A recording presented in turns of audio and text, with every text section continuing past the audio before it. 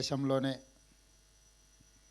హైదరాబాద్ నగరానికి సినిమా ఇండస్ట్రీకి ఒక గొప్ప గుర్తింపు తెచ్చే కార్యక్రమాన్ని ఏర్పాటు చేసి నాతో పాటు డాల్బీ సంస్థకు సంబంధించిన మాథూర్ గారు, యువ మిత్రులు అల్లు అర్జున్ ఈ కార్యక్రమాన్ని ఏర్పాటు చేసి అల్లు రామలింగయ్య గారి వారసత్వాన్ని కొనసాగించే విధంగా వారి జ్ఞాపకాలను ఎప్పుడూ తెలుగు ప్రజలకు, సినిమా అభిమానులకు గుర్తుండే విధంగా అల్లు అరవింద్ గారు ఇంత గొప్ప కార్యక్రమాన్ని చేపట్టడాన్ని మనస్ఫూర్తిగా వారిని, వారి కుటుంబ సభ్యుల్ని అభినందిస్తున్నాను. ప్రాథమికంగా నేను సినిమా అభిమాని. సినిమా పరిణామ క్రమం black and white, techno colours, Eastman colour, 70mm, Dolby, VFX ఇట్లా సాంకేతికంగా చాలా వేగంగా మన దేశము సినిమాలో అభివృద్ధిని సాధిస్తున్నది. యాదృచ్ఛికంగా ఈరోజు ఉదయమే నెట్ఫ్లిక్స్ జిసిసి సెంటర్ని కూడా ఈరోజు నేను ప్రారంభించడం జరిగింది. అక్కడ కూడా నేను ఈ అంశాలను ప్రస్తావించాను. ఒక బాహుబలి, ఒక కల్కి, ఒక అరుంధతి డిజిటల్లీ సౌండ్ అంటే ప్రేక్షకులను కట్టిపడేసే విధంగా సాంకేతిక నైపుణ్యంతో సినిమా తీసినా దాన్ని ప్రదర్శించడానికి థియేటర్లు లేకపోతే ఆ సాంకేతిక నైపుణ్యం అనేది మనకు నిరుపయోగం అవుతుంది. 3D మూవీస్ అన్నప్పుడు షార్క్ ఇట్లాంటి మూవీస్ వస్తే చాలా వింతగా ఆ కాలంలో చూసేవాళ్ళం. ఇంత పెద్ద థియేటర్ ఈ మధ్యకాలంలో నేను చూడలే. ఒకప్పుడు మా younger days, college days we use to go Devi, ఆ తర్వాత వచ్చిన మహేశ్వరి, పరమేశ్వరి ఇట్లాంటి థియేటర్లు పెద్ద స్క్రీన్లు చాలామంది ఆడియన్స్తో చూడడానికి అవకాశం ఉంది. గోయింగ్ ఫార్వర్డ్ చిన్న థియేటర్లు, మల్టీప్లెక్స్ రావడము, 60 మంది, 100 మందితో, 200 మందితో సినిమా చూడడము, ఆ ఫీల్ అనేది మిస్ అయిపోయినాం. ఇప్పుడు మళ్ళీ ఈ డాల్బీ థియేటర్ ఐ థింక్ మరి 500 సిట్టింగ్ కెపాసిటీ, 700 సిట్టింగ్ కెపాసిటీ ఉండొచ్చు అనుకుంటున్నాను. ఇది ఇంతమందిలో కూర్చొని సినిమా చూస్తే ఆనందమే వేరు. ఎందుకంటే ఆడియన్స్ యొక్క రియాక్షన్ అనేది వీ కెన్ ఫీల్ డైరెక్ట్లీ. ఇట్లాంటి థియేటర్ టెక్నికలీ సౌండ్ ఇంత ఒక మంచి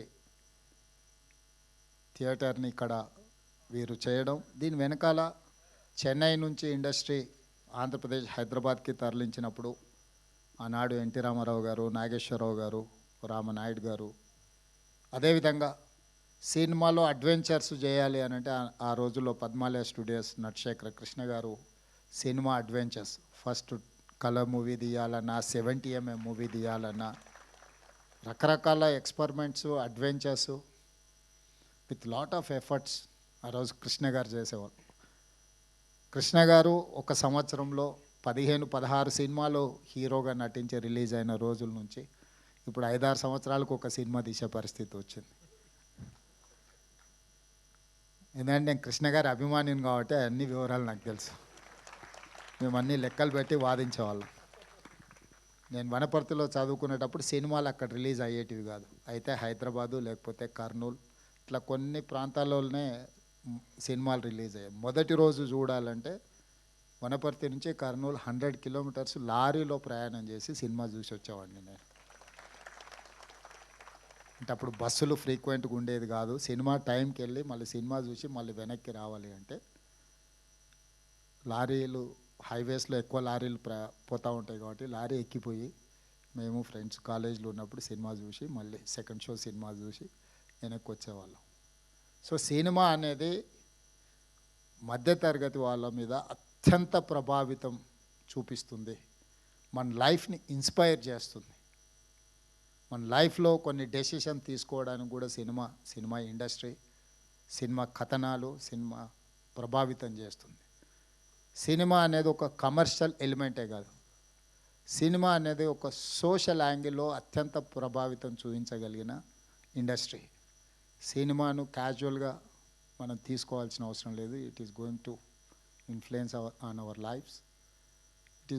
We have to recognize cinema as an industry. Telangana రాష్ట్ర ప్రభుత్వం ఐటీ ఫార్మాతో పాటు సినిమా ఇండస్ట్రీని కూడా ఒక గొప్ప పరిశ్రమగా తెలంగాణ రాష్ట్రాన్ని అభివృద్ధి చేసే దాంట్లో దీన్ని ఒక భాగస్వామ్యం చేయాలనేది మా ఆలోచన. నేను చాలా సందర్భాలలో చెప్పిన, ఎట్లయితే హైదరాబాదు నగరాన్ని బెంగళూరు, ఢిల్లీ, ముంబై, చెన్నై నగరాలతో మాకు పోటీ లేదు. మాకు role model China, South Korea, Japan, Singapore అని ఎట్లయితే చెప్తున్నానో, టోక్యో, సింగపూర్, న్యూయార్క్ నగరాలు మాకు పోటీ అని ఎట్లయితే చెప్తున్నానో, ఎవరైతే మాకు రోల్ మోడల్సో మేము వాళ్ళతోనే కాంపీట్ చేయదలుచుకున్నాం.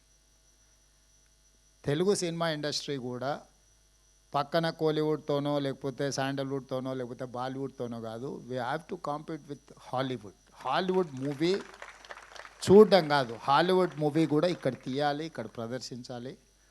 ఇక్కడ టెక్నాలజీ, అందుకే ఈరోజు నెట్ఫ్లిక్స్ ఓపెనింగ్ అప్పుడు కూడా ఐ టోల్డ్ దెమ్, మీకు ఏం కావాలన్నా మా గవర్నమెంట్ 100% సపోర్ట్ చేస్తుంది. నాలెడ్జ్ హబ్ క్రియేట్ చేసినప్పుడే ఇండస్ట్రీ అనేది ప్రమోట్ అవుతుంది. ఈరోజు కృష్ణానగర్ని మనకు చిన్న చూపు చూడవచ్చు, కానీ ఆ కృష్ణానగరే గొప్ప గొప్ప సినిమాలు ఇవ్వడానికి ఒక గొప్ప వేదికకు, ఒక బాహుబలి వచ్చిందన్న, ఒక పుష్ప వచ్చిందన్న, ఇట్లాంటి గొప్ప సినిమాలకు పనిచేసిన సాంకేతిక నైపుణ్యం ఉన్న కళాకారులు చాలామంది అక్కడ ఉన్నారు. ఈ ఇండస్ట్రీని తెలంగాణ రాష్ట్ర ప్రభుత్వం గుర్తించడమే కాకుండా ఈ ఇండస్ట్రీ పెరగడానికి అవసరమైన అన్ని సహకారాలు అందించడానికి ఈరోజు తెలంగాణ రాష్ట్ర ప్రభుత్వం సంసిద్ధంగా ఉంది.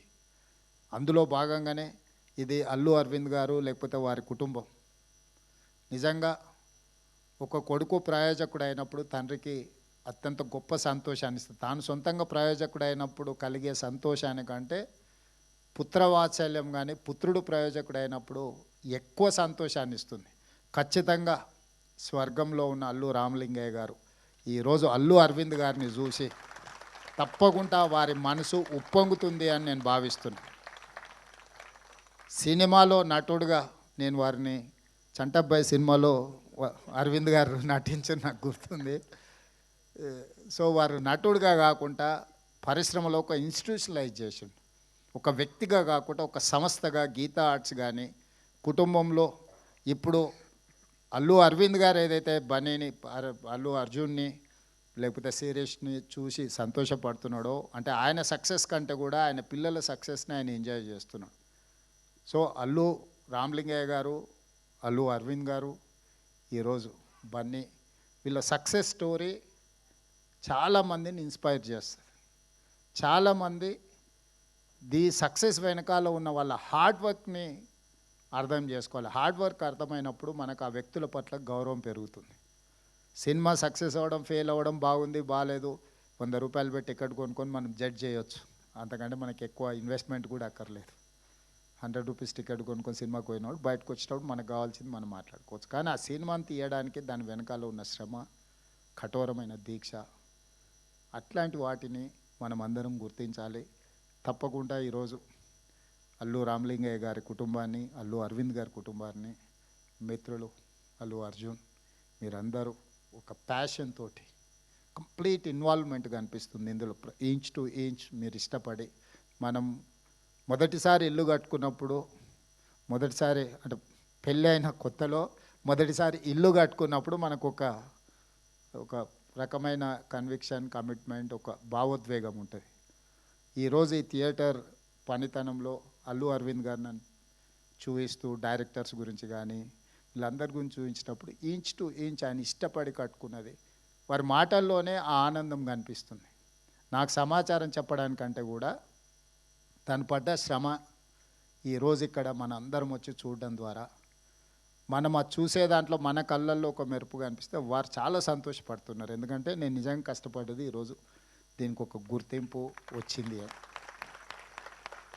సో డెఫినెట్గా ఈ డాల్బీ థియేటర్ దేశంలోనే మన రాష్ట్రానికి, మన నగరానికి పేరు తెస్తుంది. ప్రభుత్వం వైపు నుంచి సంపూర్ణమైన సహకారాన్ని అందిస్తాం. భవిష్యత్తులో అల్లు అర్జున్ ఇంకా రాణించాలి. పాన్ ఇండియానే కాదు, హాలీవుడ్లో కూడా రాణించాలి. అంటే అక్కడికి కూడా రీచ్ అవ్వాలి మన సౌండ్. మనం ఇప్పటి వరకు తెలుగులో సినిమా తీస్తే హిందీ సినిమాతో పోటీ పడమని చెప్పుకునే వాళ్ళ కలెక్షన్స్లో. నటించాల్సిన అవసరం లేదు. ఫైనాన్షియల్స్ వర్కౌట్ చేసిన టెక్నికల్గా మనం సౌండ్ వాటితో పోటీపడి ఒక అవతార్ మూవీని టెక్నికలీ సౌండ్ అని వాళ్ళైతే జురాసిక్ పార్క్ని ఎట్లయితే అనుకుంటున్నారో ఆ సినిమాలతో పోటీ పడే విధంగా మన సినిమాలు తీయడం, మన సినిమా నటులు కూడా వాళ్ళతో పోటీ పడే విధంగా నటించగలిగినప్పుడు మనం హాలీవుడ్తో కాంపీట్ చేసినట్టే. మన లాంగ్వేజ్ బ్యారికేడ్స్ అనేది పోయింది. ఇప్పుడు లాంగ్వేజ్ అనేది పెద్ద ఇష్యూయే కాదు. The talent is issue. ఆ టాలెంట్ ఆ స్థాయిలో మన వాళ్ళు రాణించాలని మరొక్కసారి అల్లు అరవింద్ గారిని మనస్ఫూర్తిగా అభినందిస్తూ మీ అందరి దగ్గర సెలవు తీసుకుంటాను.